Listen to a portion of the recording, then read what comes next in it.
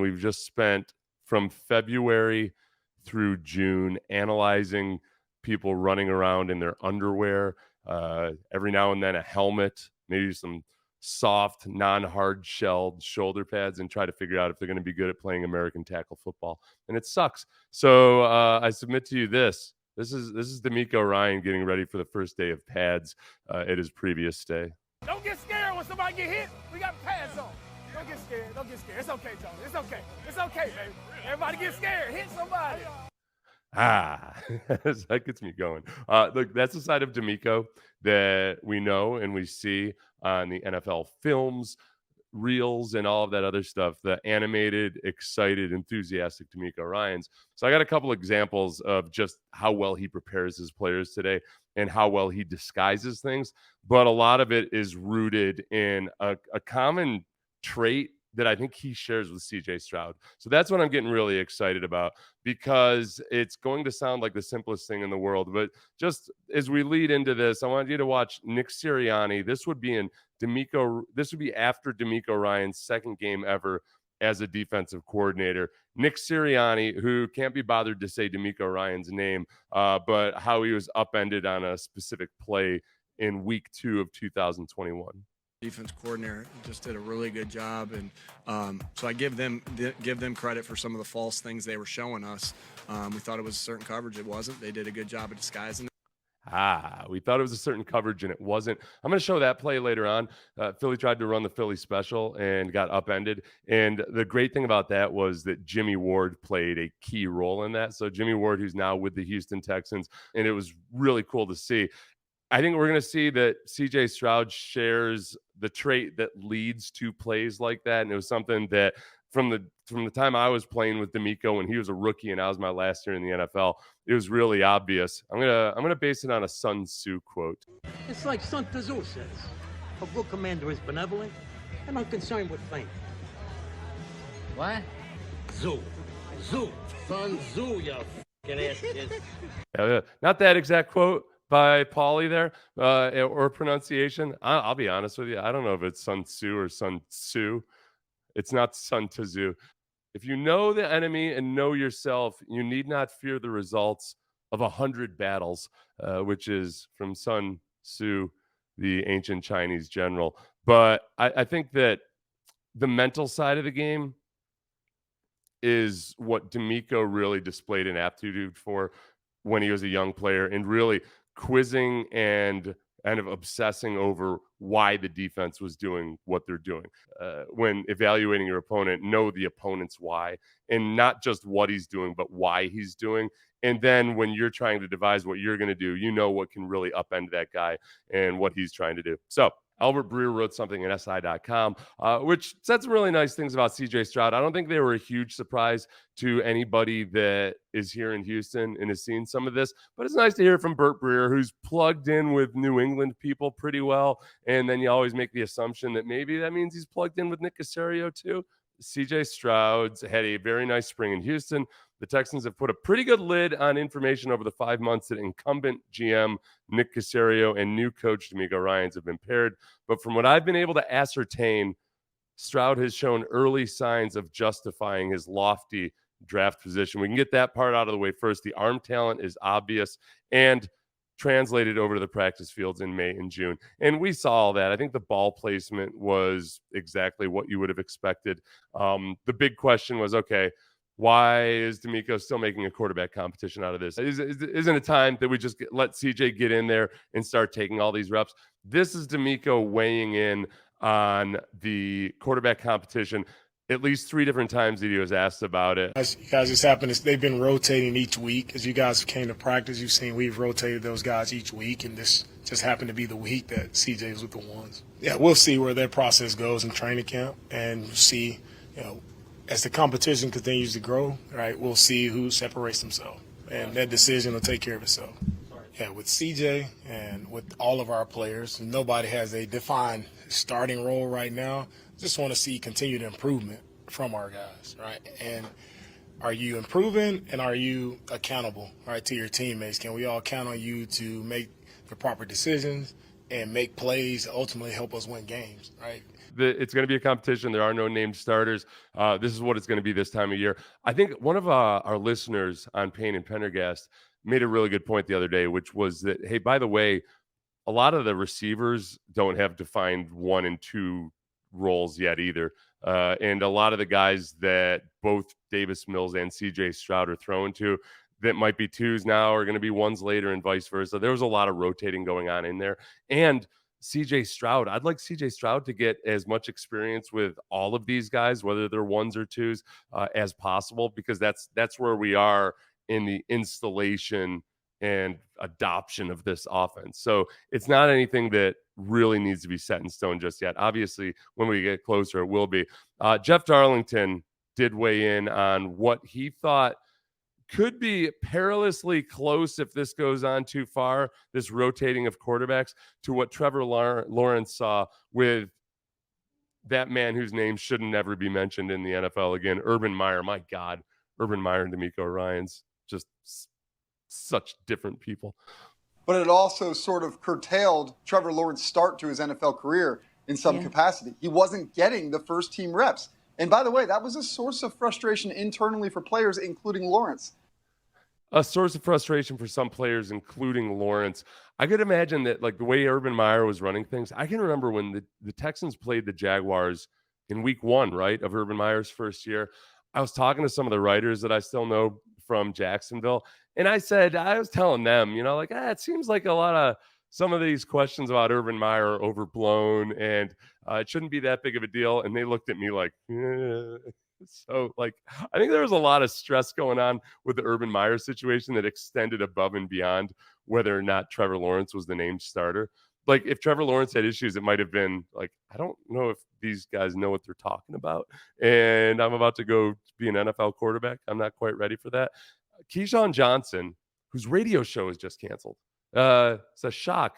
I thought ESPN had just given him a huge contract, but his radio show is just canceled. But a lot of times I disagree with Keyshawn Johnson when he talks about the Texans. He actually made the sane and sober point about this situation, which might have been why he lost his job at ESPN. A little too sane, a little too sober.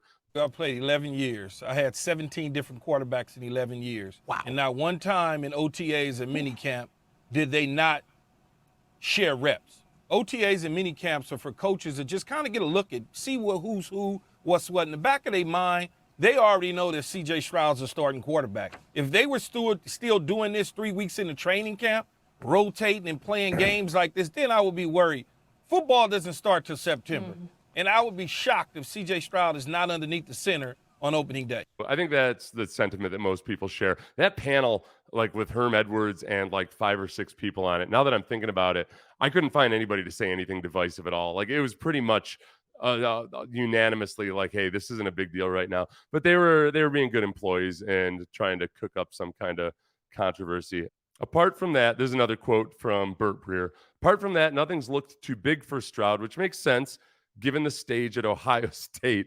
He's shown a high aptitude and isn't starting from zero when it comes to playing in a pro-style offense. And the coaches and front office folks have seen other players, even the vets, gravitating towards Stroud, who's easygoing and comfortable as a leader. I wanted to watch Dameon Pierce talk about CJ Stroud. This is the thing I'll say about Dameon Pierce. This is only his second year, but I kind of judge running backs like in dog years, because they have such short careers and they take so much punishment. Much like you look at a dog who's 7 years old, like an adult dog. I look at a running back who's in the second year. I look at him as a veteran. So I'm going to count him as a veteran who has learned to respect CJ Stroud. CJ, a great kid. I love the way he's come in and worked. Obviously he's a high draft pick, so there's a lot of expectations on him. He's handling it very well, handling the media very well, handling the playbook. The transition to college. He's a quick learner. I would say that he's a quick learner. And the only thing I tell him every time I'm on the field with him, bro, command the huddle, bro. Don't be scared. Don't be shy. Don't shy away from that leadership role. You got guys on this team who are behind you and who will help you in that aspect, and we're here to lift you up. So you go out there and make a mistake, you know that you got solid ground to fall back on, and we're going to help you through it. Like, CJ, I think, has more of an understated style to his personality. I guess he has more of an understated personality. And I think sometimes when people see that, they don't quite know what to make of it. They've got in their mind's eye, a guy who's charismatic like Johnny Manziel or Baker Mayfield, and they don't necessarily want a guy who's quiet and then just puts his head down and goes to work. I think we've seen enough of him in his actual interactions with players where you see the more comfortable side of him. I think, like, honestly, a lot of the interactions I've seen just between him and Bryce Young are where he shows his most personality. That's why I don't want him to know how much I've learned to despise Bryce Young, despite not having a single reason to despise Bryce Young. I'm slowly learning to despise Bryce Young. So I think the personality side, the arm talent side, obviously that all matters. I think the biggest thing, though, that often separates quarterbacks in the NFL is obviously the mental side. What's the theme of this? Keep calm and know your enemy. Actually, it's the Sun Tzu. If you know the enemy and know yourself, you need not fear the results of 100 battles. This is something that DeMeco really established himself early on in his career as a guy that was really good at studying the opponent. Here's DeMeco talking about CJ Stroud this spring in the mental side of the game. I think the best thing I've seen about CJ just with his improvement and his growth, it's just he doesn't make the same mistake twice, right? He learns from his mistakes, puts those behind him, and he finds a way to continue to improve and get better. And that's the main thing we want out of all of our guys is continue to build off of the things you learn, continue to build off of that and grow your game to truly become – that's what being a pro is. So CJ is definitely headed in the right direction when it comes to that. Fred Warner, linebacker, was coached by DeMeco Ryans for 4 years, 2 years as a linebackers coach, and then 2 years as a defensive coordinator. And Fred Warner became one of the very best linebackers in the league, while working alongside DeMeco Ryans. And Fred Warner has gushed and gushed and gushed about how much DeMeco has helped him out in learning the game. It's one of these things where I think sometimes people call it instinctive, but it's actually good old-fashioned book learning and film study when it comes to recognizing plays. But here's Fred talking about how DeMeco preps him for games and how he's learned to be a more instinctive player, higher football IQ player because of it. With cut-ups and what the coaches were telling us throughout the week, and something I've learned, offenses play copycat ball a lot. They run a lot of similar concepts, right? In this play, there's three receivers at the bottom. That's trips. The running back up top had gone in motion. That's a big screen alert. It's a run or a screen when you see that. And you got to identify it and also check stances and know that that's what you're going to get. But it ends up looking like a... Coach Ryan saying to me, and it just pops into my head, that's kind of what happens sometimes in games. Like, I just get an epiphany real quick of something I've seen either on tape or I've heard, and then just 1, 2, 3. Fred Warner was gushing about DeMeco, everything he's learned from him, how to play instinctive football. He had a fun little back and forth here with Kurt Warner when he and Brian Baldinger were talking to Fred Warner about this. It was nice. It's on... I'll link it below. It's a really good interview. Are you saying that offenses are that predictable? Listen, I feel like offenses all run the same stuff. So you got a lot of offensive coordinators and stuff who love to mix things up and mess with your eyes. I hate going against the Rams or Kansas City. Teams that like to do all this pre-motion movement to get your eyes moving one way. But at the end of the day, they're all running the same exact stuff post snap. I had experience with this with a coach in Todd Grantham. When he was my defensive line coach, he taught me how to read formations, stances, tendencies in a way that nobody else ever had. And it almost became like for the second half of my career, people thought I was way smarter than I was because I latched on to everything that Todd had told me, which kind of demystified all of the tendencies, the tendency reading, the things that kind of people almost act like you have a sixth sense when you're able to do this.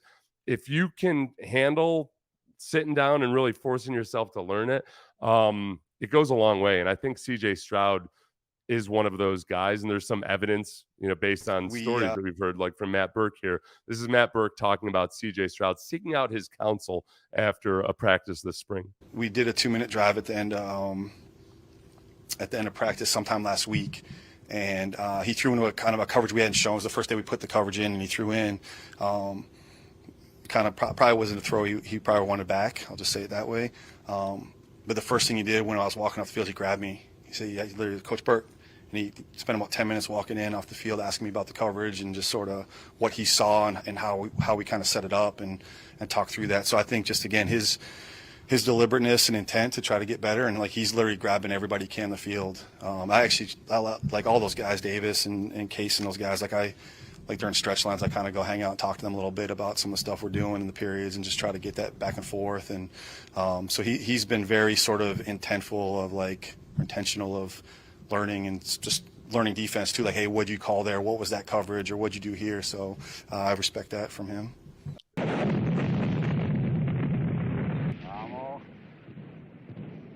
You magnificent bastard, I read your book!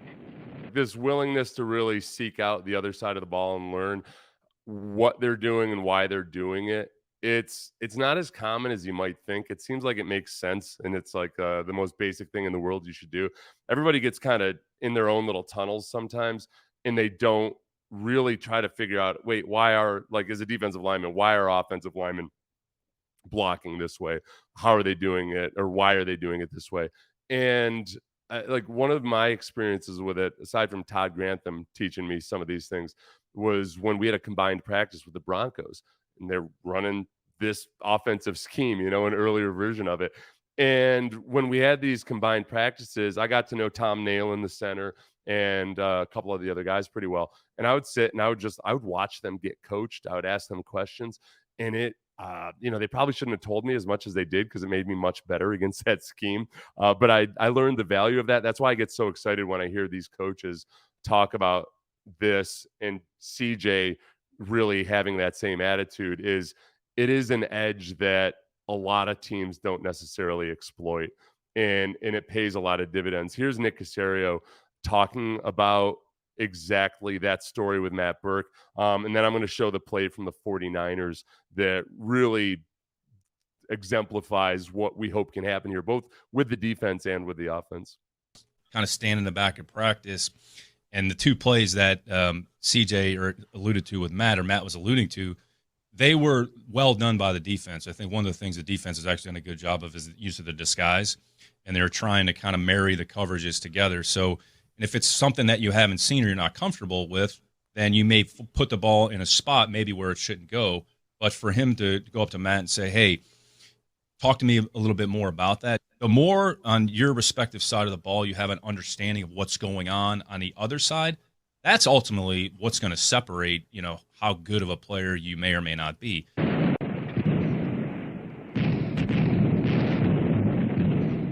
Remember, here's Sirianni again, refusing to mention DeMeco Ryans by name, talking about how the Philly special was upended in week 2 of 2021.